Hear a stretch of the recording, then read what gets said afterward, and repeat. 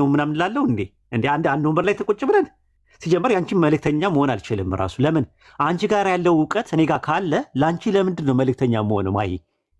ለምን መልእክተኛ ሆናል አብና ወልድ በዕውቀት አንድ ከሆኑ አብ ጋር ያለው ዕውቀት ወልድ ጋር ካለ ለምንድን ነው ከራሴ አይደለም የሚለው የምናገረው ከራሴ አይደለም ለምን ይላል ዮሐንስ ወንጌል ምዕራፍ 14 ቁጥር 24 ላይ ይህ የምትሰሙት ቃል የላከኝ እንጂ የኔ አይደለም አለ ዮሐንስ ወንጌል ምዕራፍ 12 ቁጥር 49 ላይ እኔ ከራሴ ምንም አልተናገርኩምና አለ ነገር ግን የላከኝ አብ እርሱ የምለውንና የምናገረውን ትእዛዝ ሰጠኝ አለ ስለዚህ ቁጥር 51 ላይ አብ እንደነገረኝ እንዲሁ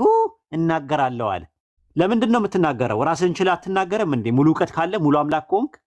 ለምንድን ነው ከራስ ማትናገረው ዮሐንስ ወንጌል ምዕራፍ 8 ቁጥር 26 ላይ የላከኝ እውነተኛ ነው አለው እኔም ከእርሱ የሰማሁትን እነዚህን ለዓለም እናገራለሁ አለ ለምን ከእርሱ የሰማሁትን አለ ዮሐንስ ወንጌል ምዕራፍ 5 ቁጥር 30 ላይ እኔ ከራሴ አንዳች ላደርግ አይቻለኝም አለ ከራሴ ሂምሰልፍ ስለ ስጋ አይደለም የሚያወራው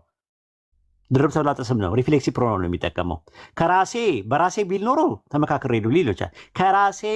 አንዳች ላደርግ አይቻለኝም ኃይል የለው ጉልበት የለው ስልጣን የለው ከራሱ ምንም ማድረግ አይችልም ከራሴ ምንም ነገር አልችልም አለ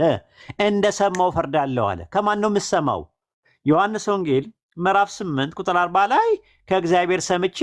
የነገርኳችሁ ሰው ነኝ ያለ ከማን ነበር ሲሰማ የነበረው ከአንድ አምላክ እየሰማ ነበር ሲናገር የነበረው ሙሉ ዕውቀት አልነበረው እንዴ ዮሐንስ ወንጌል ምዕራፍ 7 ቁጥር 16 ላይ ትምህርቴ ከላከኝ እንጂ ከኔ አይደለም አለ አለ ከዛስ ይህ ትምህርት አለ ወይ ከራሴ ወይ ደግሞ ከአምላክ እንደሆነ ታውቃላችሁ አለ ማመዛዘን ትችላላችሁ አለ